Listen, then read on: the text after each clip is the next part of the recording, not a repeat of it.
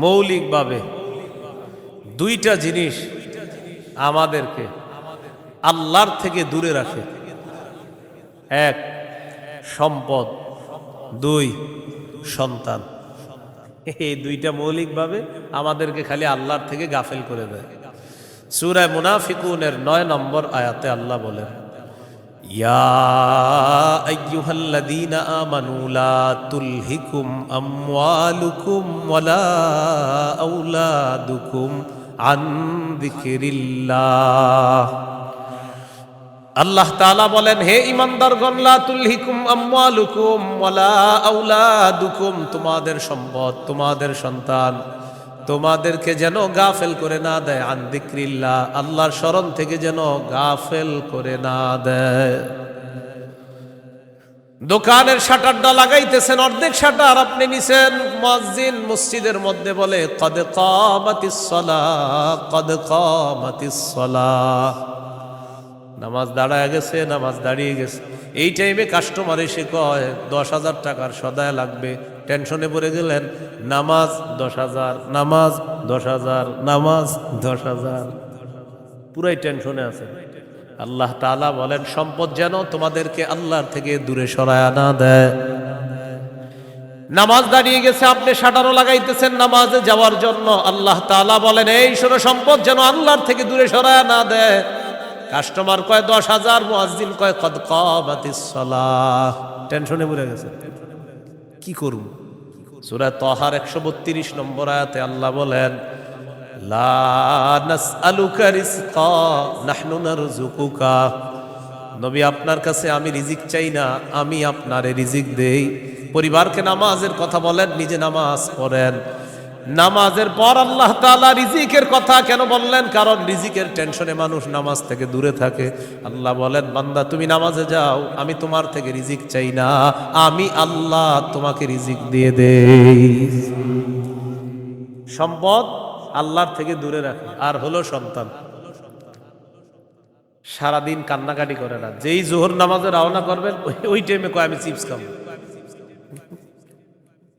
সারাদিন কানবে না। যখন নামাজে যাবেন তখন এক দুনিয়ার যত কিছু আছে সব খাইতে মন চায়। ইবলিস এসে খোঁচায়, কয়টা কয়টা কয়টা। আপনি তখন বুদ্ধি করে কি করবেন? ওইটারে প্যাম্পাস পরায়া মসজিদের এক কোনায় নিয়ে বসায় তুমি বসে থাকেন, বসে থাকেন, বুঝেন নাই? আর ইবলিস রে বলবেন, ইবলিস তুমি যেই ঝামেলাটা আমার সাথে ডেলি নামাজের সময় করো, এই ঝামেলা করে কাজ হবে না। কারণ নামাজের সময় তুই যতবার আমার সন্তানরে খোঁচাবি, ওরে ততবার কাঁধে করে মসজিদে নিয়ে যাবো। প্যাম্পাস পরায় ওটারও নিয়ে যাবেন মসজিদে, নিয়ে পাশে বসায় রাখবেন। ইবলিস বুঝা ফেলবে, না এই রে খোঁচায় লাভ না, এরে খোঁচাইলে এই সন্তানও নামাজি বানায় ফেলবে। সুবহানাল্লাহ। সম্পদ, সন্তান আল্লাহর থেকে আমাদেরকে দূরে রাখে। প্রিয় ভাইয়েরা, এই দুই জিনিস যেন আমাদের মধ্যে এত মহব্বত গালেব না হয় যে এই দুই জিনিস এত পরিমাণ মহব্বত করতে গেলাম, আল্লাহকে ভুলে গেলাম, রসুলকে ভুলে গেলাম, আখেরাত ভুলে গেলাম। এমনটা ভালোবাসি, সন্তান ভালোবাসি, মা ভালোবাসি, বাবা ভালোবাসি, ঠিক, কিন্তু এর চেয়ে বেশি ভালোবাসি আল্লাহ। এই হলো আল্লাহকে সবচেয়ে, তাওহীদের কয় শর্ত? 4 নাম্বার। সবচেয়ে বেশি কাকে ভালোবাসা? আল্লাহকে, রসুলকে সবচেয়ে বেশি ভালোবাসা, আল্লাহকে, এরপর রসুলকে সবচেয়ে বেশি ভালোবাসা। সহিহ বুখারীর বর্ণনা 16 নম্বর হাদিস। ক্বালা রাসূলুল্লাহ সাল্লাল্লাহু আলাইহি ওয়াসাল্লাম, সালাসুন মান কুন্না ফীহি ওয়াজাদা হালাওয়াতাল ঈমান। নবীজি বলেন, 3টা বৈশিষ্ট্য যদি কারো মধ্যে থাকে, সে অন্তরের মধ্যে ঈমানের স্বাদ আস্বাদন করতে পারবে। 1 নাম্বার, ইয়াকুন আল্লাহু ওয়া রাসূলুহু আহাব্বা ইলাইহি মিম্মা সিওয়াহুমা, আল্লাহ, আল্লাহ রসুল ছাড়া যত কিছু আছে সব কিছুর চাইতে আল্লাহ আর তার নবীকে বেশি ভালোবাসা। 2 নাম্বার, ওয়া আইয়ুহিব্বাল মারআ লা ইউহিব্বুহু ইল্লা লিল্লাহ, কোন মুসলমানকে শুধুমাত্র আল্লাহর জন্য ভালোবাসা।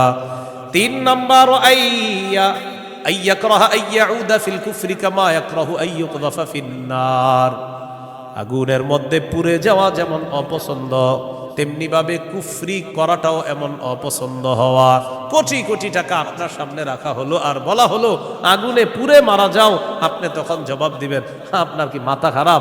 আগুনে পুড়ে যদি আমি মারা যাই, তুই কোটি টাকা দিয়ে আমি করবো কি?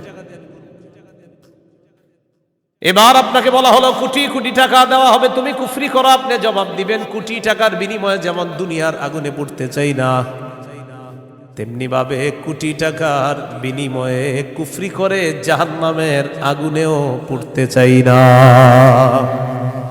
নবীজি বলেন কারো মধ্যে যদি এমন অনুভূতি থাকে আগুনে পুড়ে যাওয়া তার অপছন্দ, তেমনি ভাবে কুফরি করাটাও তার কাছে অপছন্দের, আল্লাহ তাআলা তার অন্তরের মধ্যে ঈমানের স্বাদ তৈরি করে দিবেন, ঈমানের স্বাদ দিবেন।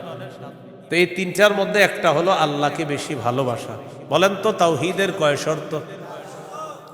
এক নম্বর আল্লাহ ছাড়া কোনো ইলাহ নাই, এই বিশ্বাস নিয়ে মৃত্যুবরণ করা।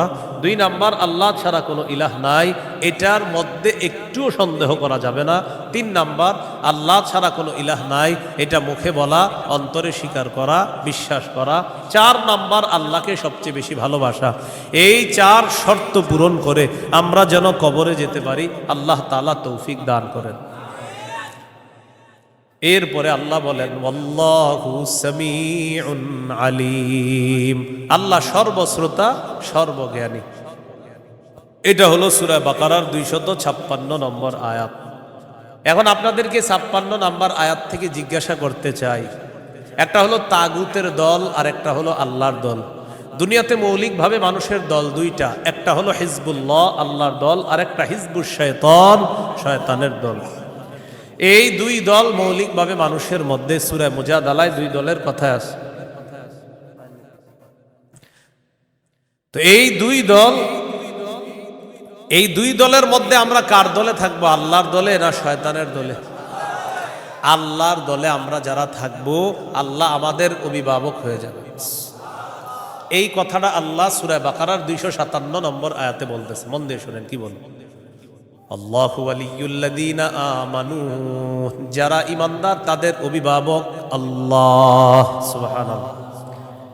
আপনারা মাঝে মাঝে এমনি দোয়া করতে পারেন না, আল্লাহ আপনি আমার অভিভাবক, আল্লাহ আপনি অভিভাবক। আল্লাহ সূরা বাকারা 257 নম্বর আয়াতে বলছেন আপনি আমার অভিভাবক। আল্লাহ আমি তো সমস্যায় আছি, আমারে সমাধান করে দেন। এভাবে বলতে হবে, আল্লাহ আপনি বলছেন আপনি আমার অভিভাবক, আল্লাহ আপনি আমার সমস্যা সমাধান করে দেন। এইভাবে আল্লাহকে বলতে হবে।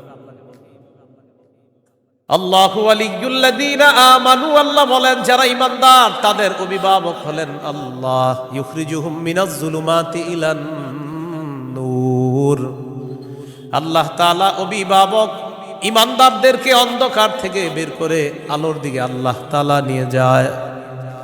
ওয়াল্লাযীনা কাফারু আউলিয়াউহুমুত তাগুত, আর যারা কাফের তাদের অভিভাবক হলো শয়তান। বলেন তো ঈমানদারের অভিভাবক কে? কাফেরের অভিভাবক কে? উলাইকা আসহাবুন নারি হুম ফিহা খালিদুন। আল্লাহ বলেন যারা তাগুতের অনুসারী তারা চিরস্থায়ীভাবে জাহান্নামে থাকবে। বলি নাউজুবিল্লাহ। তাগুত বলা হয় যত সীমা লঙ্ঘনকারী আছে জালেম, সব তাগুত। এই তাগুত এটা পুরুষ হোক আর মহিলা হোক, এই তাগুত যারা এরা জালেম অথবা জালেমা, সব তাগুত। তবে কষ্টের বিষয় আর দুঃখের বিষয়, আমরা বারবার এক তাগুত ছেড়ে আরেক তাগুতকে ধরি। এক তাগুত ছেড়ে আরেক তাগুতকে কি করি? ধরি। কেন ধরি জানেন? বৃষ্টি থেকে বাঁচার জন্য ঝর্ণা নিচে এসে দাঁড়ায় আর কি। কোথায় দাঁড়াই? বাঁচার জন্য কি থেকে কোথায় এসে দাঁড়াই? এক তাগুতকে ছেড়ে আরেক তাগুত ধরা, মানে বৃষ্টি থেকে বাঁচার জন্য ঝর্ণার নিচে এসে দাঁড়ায়। ভাই কিছু ঘটনা কি? ঝর্ণার নিচে কেন? আর বললেন না বাইরে বৃষ্টি, তো এনে কি? এই জন্য মনে রাখবেন, শত্রু এটা কখনো বন্ধু হবে না। এরে আপনি যতই মনে করেন বন্ধু, এই শত্রু সব সময় শত্রু। সূরা মাঈদার 51 নম্বর আয়াতে আল্লাহ বলে দিয়েছেন। এবার আল্লাহ তাআলা কি বলে দেখেন, সূরা বাকারার 257 নম্বর আয়াত গেল 258 নম্বর আয়াতে আল্লাহ তাআলা এবার আমাদের আকীদা বিশুদ্ধ করবে। কি বিশুদ্ধ করবে বলেন তো? দুনিয়াতে আমাদের অভিভাবক কে? বেঁচে আছি কে বাঁচিয়ে রাখছেন? মৃত্যু দিবেন কে? মৃত্যুর পর জীবিত করবেন কে? এই আকীদাটা এখন আল্লাহ তাআলা সংশোধন করবে যে শোনো, আমি তোমাদেরকে বাঁচিয়ে রাখছি, মৃত্যুর পর আমি জিন্দা করব, কিন্তু এখানে কোনো সন্দেহ করবা না। এই আকীদা 258, 259, 260 এই 3 আয়াতের মধ্যে আল্লাহ আমাদেরকে আকীদা দিয়ে দিবেন, দুনিয়াতে যেমন তোমাদেরকে রাখছি আমি, আখিরাতেও তোমাদেরকে আবার পুনরুত্থান করব, এই ক্ষমতাও আমি আল্লাহর। সূরা বাকারা 258, 259, 260। দেখেন কি বলে, ألم تر إلى الذي حاج إبراهيم في ربه أن آتاه الله الملك إذ قال إبراهيم ربي الذي يحيي ويميت قال أنا أحيي وأميت قال إبراهيم فإن الله يأتي بالشمس من المشرق فأت بها من المغرب فبهت الذي كفر والله لا يهدي القوم الظالمين। নবী আপনি কি দেখেন নাই, ওই ব্যক্তির ব্যাপারে চিন্তা করেন নাই যে ব্যক্তি ইব্রাহিম নবীর সাথে তার রবের ব্যাপারে ঝগড়া করেছে, যেই রব তাকে রাজত্ব দান করেছে, ওই রবের ব্যাপারে লোকটা ঝগড়া করেছে ইব্রাহিম নবীর সাথে। আল্লাহ তাআলা বলেন এই ব্যক্তি হলো বাবেল শহরের বাদশাহ নমরুদ। ইব্রাহিম নবীর সাথে ঝগড়া লাগছে, এই কারণে নমরুদকে আল্লাহ তাআলা রাজত্ব দান করছে। রাজত্ব পাওয়ার পর নমরুদ কয় আমি খোদা। ইব্রাহিম নবী বললেন আমার রব রব্বি আল্লাযী ইহয়ী ওয়া ইউমীত, আমার রব হলেন তিনি যিনি জীবন দেয়, যিনি মৃত্যু দান করেন। নমরুদ পাল্টা জবাব দিয়ে বলে ক্বালা আনা উহয়ী ওয়া উমীত, আমিও তো জীবন দেই, আমিও তো মৃত্যু দেই। নাউযুবিল্লাহ। হ্যাঁ, ইব্রাহিম নবী বললেন রব তিনি যিনি জীবন দেয় মৃত্যু দেয়। নমরুদ কথা আমিও তো জীবন দেই মৃত্যু দিই। ইব্রাহিম নবী তাহলে কি করতে হবে? আমারও রব মানো, কারণ আমিও জীবন দিই মৃত্যু দিই। ইব্রাহিম নবী বললেন কিভাবে? জেলখানা থেকে 2 জন আসামি ধরে আনছে, একজনকে মেরে ফেলছে, আরেকজনকে ছেড়ে দিছে। মারার পর বলে এই যে দেখো আমি মৃত্যু দিলাম, ছেড়ে দেওয়ার পর বলে এই যে দেখো আমি জীবন দিলাম। কি ইন্টারন্যাশনাল পদ্ধতির জীবন মৃত্যু! হ্যাঁ, 2 জনকে ধরে আনছে, একটাকে হত্যা করছে, আরেকটাকে ছেড়ে দিছে। হত্যা করার পর বলে দেখো জীবন দিলাম, মৃত্যু দিলাম। জীবন দিলাম কিভাবে? আরেকটাকে ছেড়ে দিছে, এটা ছেড়ে দেওয়ার পর বলছে আমি তাকে জীবন দিলাম। আপনারা বলেন এটা কি জীবন মৃত্যু? ইব্রাহিম নবী চিন্তা করলেন এর এমন এক কথা বলে আটকাইতে হবে যে এই কথার পরে আর ঝগড়া করবেন না। قال إبراهيم فإن الله يأتي بالشمس من المشرق فأت بها من المغرب। ইব্রাহিম নবী বললেন আমার রব আল্লাহ প্রতিদিন সূর্য পূর্ব দিক থেকে উঠায়, তুমি পশ্চিম দিক থেকে উঠায় দাও। তুমিও তো রব, তোমার দাবি অনুযায়ী। নাউজুবিল্লাহ। ফাবুহিতাল্লাযী কাফার, আল্লাহ তাআলা বলেন যে ঝগড়া করছে নমরুদ কাফের, ধরাশয়ী হয়ে গেল, ঝগড়ায় হেরে গেল। মুফাসসিরিনে কেরাম বলেন নমরুদ পাল্টা বলতে পারতো ইব্রাহিম আমি সূর্য পশ্চিম দিক থেকে উঠাতে পারবো না, তোমার রব আল্লাহ প্রতিদিন পূর্ব দিক থেকে সূর্য উঠায়, আমি তো পারবো না। তুমি তোমার রব আল্লাহকে বলো সূর্যটা যেন পশ্চিম দিক থেকে উঠায় দেখা দেয়। মুফাসসিরিনে কেরাম বলেন নমরুদ বুঝে শুনেই পাল্টা চ্যালেঞ্জ দেয় নাই। কেন দেয় নাই? নমরুদ কিন্তু চ্যালেঞ্জ দিতে পারতো পাল্টা, ইব্রাহিম তুমি আমারে বললা আমি যেন সূর্য পশ্চিম দিক থেকে উঠাই, তোমার রব যেহেতু পূর্ব দিক থেকে উঠায়, তো পাল্টা প্রশ্ন করতে পারতো নমরুদ ইব্রাহিম আমি তো পারলাম না, তোমার রব আল্লাহকে বলো আল্লাহ যেন সূর্যটা পশ্চিম দিক থেকে উঠায় দেখায়। মুফাসসিরিনে কেরাম বলে নমরুদ এটা বুঝে শুনেই পাল্টা প্রশ্ন করে নাই, কারণ নমরুদ জানে এই প্রশ্ন করলে ইব্রাহিম চ্যালেঞ্জ গ্রহণ করবে, আল্লাহকে বলবে আল্লাহ সাথে সাথে সূর্য পশ্চিম দিক থেকে উঠায় দেখায়। আর এটা যদি করে ফেলে নমরুদের দল ছোট হয়ে যাবে, হালকা হয়ে যাবে। এই জন্য নমরুদ আর পাল্টা চ্যালেঞ্জ দেয় নাই। বলেন তো নমরুদকে রাজত্ব দিয়েছিল কে? দেওয়ার পর বলে আমি খোদা। কি বলে? আমি খোদা। এই জন্য প্রিয় ভাইয়েরা সামনের দিকে যাদেরকে আমরা শাসন ক্ষমতায় বসাবো, যাদেরকে আমরা দায়িত্ব দিব, বুঝে শুনে দায়িত্ব দিতে হবে। কি শুনে? বলেন আমার সাথে প্রতিদিন 2 রাকাত অতিরিক্ত নফল নামাজ পড়ব, পড়ার পর 3টা দোয়া করব। 1 নাম্বার আল্লাহ, বলেন আল্লাহ কিয়ামতের আগে বাংলাদেশে আর কোন নারী প্রধান চাই না। হ্যাঁ, কি প্রধান চাই না? সবাই জোরে বলেন কেন? আরো জোরে বলেন, আরো জোরে, আরো জোরে। قال رسول الله صلى الله عليه وسلم لا يفلح قوم ولوا امرهم امرأتان। নবীজি বলেন ওই জাতি কিছুতেই কখনোই সফল হবে না যেই জাতি তাদের নেতৃত্বে কোনো নারীকে বসায় দেয়। আপনি বুঝেন আর না বুঝেন আমার নবীর কথা সঠিক। তো এই জন্য এই একটা বিষয় দোয়া করবেন। 2 নাম্বার দোয়া বলেন আল্লাহ মরার আগে বাংলাদেশে শরিয়া আইন দেখে যেতে চাই। কি আইন? দেয়ালে দেয়ালে লিখে দিবেন শরিয়া আইন চায় না তারা। বলেন কোন না কোন অপরাধে অপরাধী যারা, বলেন আমার সাথে, শরিয়া আইন চায় না তারা, কোনো না কোনো অপরাধে অপরাধী যারা। চোর শরিয়া আইন চাইবে না, হাত কাটা যাবে। ধর্ষক শরিয়া আইন চাইবে না, তাকে পাথর মেরে হত্যা করা হবে। তার উপর ইসলামের শাস্তি প্রয়োগ করা হবে। এই জন্য ধর্ষক চাইবে না, চোর চাইবে না। আমাদের দেশে যদি আসলে শরিয়া আইন চালু হয়, বিগত দিনে শুধু চুরির বিচার করতে করতে সুপ্রিম কোর্ট, হাইকোর্টের বিচারপতিরা ক্লান্ত হয়ে যাবে। শুধু চুরির বিচার হলে, কিসের বিচার? এটা 2 নম্বর দোয়া করবেন। 3 নম্বর দোয়া, বলেন আল্লাহ আমাদের দেশে এমন একজন শাসক দিয়ে দেন, যেই শাসক মৌলিক 4টি কাজ করবে। 1 নম্বর নামাজ কায়েম করবে, 2 নম্বর যাকাত প্রতিষ্ঠিত করবে, 3 নম্বর সৎ কাজের আদেশ করবে, 4 নম্বর অসৎ কাজের নিষেধ করবে। সবাই বলেন দলিল, বলেন দলিল। সূরা হজ 41 নম্বর আয়াত। কোন সূরা? কত নম্বর আয়াত?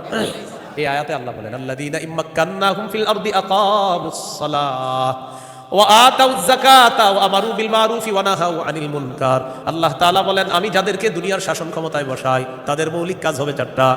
1 নাম্বার আকামুস সালাহ, তারা রাষ্ট্রীয়ভাবে নামাজ কায়েম করতে হবে। রাষ্ট্রের প্রত্যেকটা নাগরিক যেন নামাজ পড়ে এই দায়িত্ব পালন করতে হবে। 2 নাম্বার ওয়া আতাউয যাকাত, যাকাতের বিধান রাষ্ট্রীয়ভাবে চালু করতে হবে। আমাদের দেশে যদি রাষ্ট্রীয়ভাবে যাকাতের বিধান চালু হয়ে যায়, আর সব ধনীরা যদি 1 বছর যাকাত আদায় করে, কয় বছর? ওই বছর সুদ বলবে জাকাত তুমি ভালো থেকো, আমি সুদ বিদায় নেই। কয় বছর?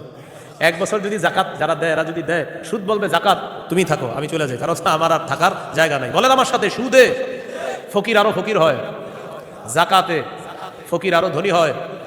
দলিল ইবনে মাজাহ 2279 নম্বর হাদিস। আবার বলেন, বলেন সুদে ফকির আরো ফকির হয়, জাকাতে ফকির ধনী হয়। বলেন আমাদের এই রাষ্ট্র সুদ ভিত্তিক হওয়ার কারণে এখন আমরা সবাই মোটামুটি ভিক্ষুক। কারণ আমাদের প্রত্যেকের মাথা পিছু 1,07,000 টাকা ঋণ। তো আপনি কোথায় ধনী? সুদের শেষ পরিণতি ভিক্ষা। এটা আপনার যদি বুঝে না আসে, কিছু করার নাই। আমার নবীর কথা যেটা বলবে নবী, আজ হোক কাল হোক সেটা ফলবেই, কোনো সন্দেহ নেই। তো আমরা দাবি করি 90% মুসলমান, এখানে অর্থ ব্যবস্থা সুদ ভিত্তিক। এই জন্য আমরা স্লোগান পাল্টাবো, বলেন দারিদ্র বিমোচনে সুদ নয় যাকাত। বলেন তো দারিদ্র বিমোচনে কি?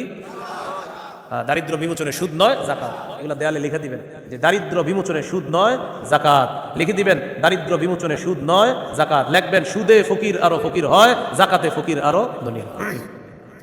নমরুদকে রাজত্ব দিছে আল্লাহ তাআলা, সে এখন বলে আমি খোদা। বলেন নাউজুবিল্লাহ। বলেন জীবন মৃত্যু কে দেয়? এটা হলো সূরা বাকারা 258 নম্বর আয়াত। 259 নম্বর আয়াতটা শোনার আগে আগে বুঝেন। এক ব্যক্তি এক এলাকার সামনে দিয়ে যাইতেছে, যাওয়ার সময় দেখে কি এলাকার সবগুলা ঘর বাড়ি ছাদের উপরে পড়ে রয়েছে, নিচে ছাদ উপরে ঘর বাড়ি। আপনাদের এলাকার ছাদ কি নিচে থাকে না বাড়ির উপরে থাকে? কয়েকজন কইছে মানে অন্যদের ঘর বাড়ির ছাদ নিচে থাকে। ঘর বাড়ির ছাদ কই থাকে? এটা প্রথমে বললেন না কেন? মানে প্রথমে কয়েকজন কইছে উপরে, মানে অন্যদের ছাদগুলা নিচে। আপনাদের ঘর বাড়ির ছাদ কই? তো এই কথাটা প্রথমে বললেই সমস্যা ছিল কি? এক ব্যক্তি যাইতেছে এক এলাকার সামনে দিয়ে, যাওয়ার সময় দেখে ঘর বাড়ি সব ধ্বংস হয়ে পড়ে রয়েছে, নিচে হইলো ছাদ উপরে ঘর বাড়ি। উনি এই বিষয়ে দেখা সাথে সাথে বললেন আল্লাহু আকবার, আল্লাহ কত মহান, এদেরকে ধ্বংস করলেন আল্লাহ, আবার আল্লাহ কিভাবে জিন্দা করবে? এটা ওনার সন্দেহ না, এটা ওনার কি না সন্দেহ না, এটা উনি বিস্ময় প্রকাশ করতেছে, আল্লাহ কত মহান, আবার কিভাবে আল্লাহ জিন্দা করবে, এটা মুখ দিয়ে বলে ফেলছে। সাথে সাথে আল্লাহ তাকে মৃত্যু দিচ্ছে। 100 বছর মৃত অবস্থায় রাখছে। কয় বছর? 100 বছর মৃত অবস্থায় রাখছে। 100 বছর পর জিন্দা করছে। জিন্দা করার পর তাকে জিজ্ঞাসা করলেন আপনি কয় বছর মৃত অবস্থায় ছিলেন? তো জবাব দিলেন 1 দিন বা আধা দিন। আল্লাহ তাআলা বললেন আপনি 100 বছর ছিলেন মরা। কয় বছর? ওই যে উনি বলছিলেন মরাকে আল্লাহ কিভাবে জিন্দা করবে, আল্লাহ দেখাই দিতেছে। আপনার খানা পানির দিকে তাকান তো, তাকাইছে খানা পানির দিকে, তাকায় দেখে খানা পানি পচে নাই। সুবহানাল্লাহ। কয় বছর?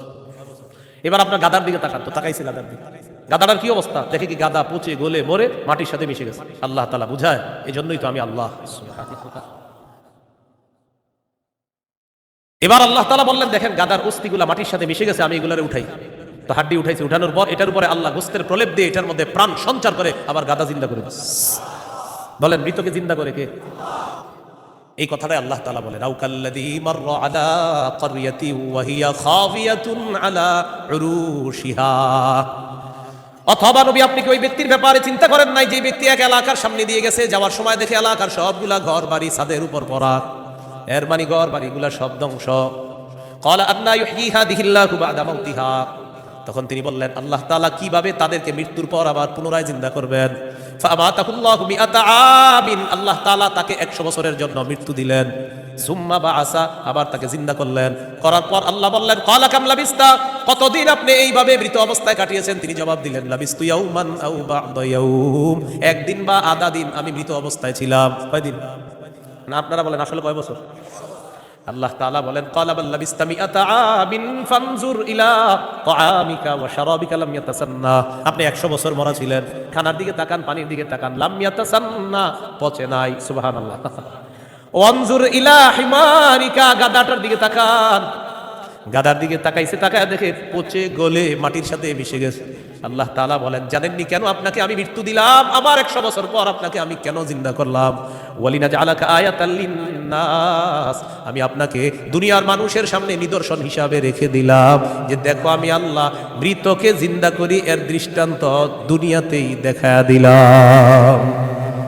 কয় বছর মৃত্যু রাখছে, এরপরে আল্লাহ আবার উঠেছে।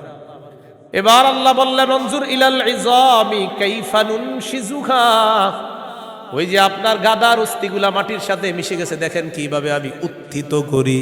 সুম্মা নাকসুহা লাহমা, এরপর দেখেন কিভাবে গোস্তের পোশাক হাড্ডিগুলার উপর পড়ায়া দেই। আল্লাহ গোস্তের পোশাক পরায়া প্রাণ সঞ্চার করে গাদা আবার জিন্দা করে। এবার তিনি বললেন, মানে কে? ওই যে যিনি বলছিলেন 100 বছর আগে আল্লাহ কিভাবে জিন্দা করবে, তখন তিনি বললেন ক্বালা আ'লামু আন্নাল্লাহা আলা কুল্লি শাইইন কাদির, আমি বুঝতে পারছি, আমি জানি আল্লাহ সবকিছুর উপর ক্ষমতাবান। বলেন সবকিছুর উপর ক্ষমতাবান কে? 100 বছর মৃত রাইখা আবার জিন্দা করার ক্ষমতা কার? এখন আমি কি আপনাদেরকে বলছি লোকটাকে? এই লোকটাকে বলছি? বলি নাই। এলাকা কোনটা এটাও বলছি? বলি নাই। কোরআনে এলাকার নামও আসে নাই, ওই ব্যক্তির নামও আসে নাই। তবে মুফাসসিরিনে কেরাম বলেন এই ব্যক্তি যে একজন নবী ছিলেন এতে সন্দেহ নেই। উনি একজন কি ছিলেন? নবী ছিলেন, এতে কোনো সন্দেহ নেই। এটা হলো মুফাসসিরিনে কেরামের বক্তব্য।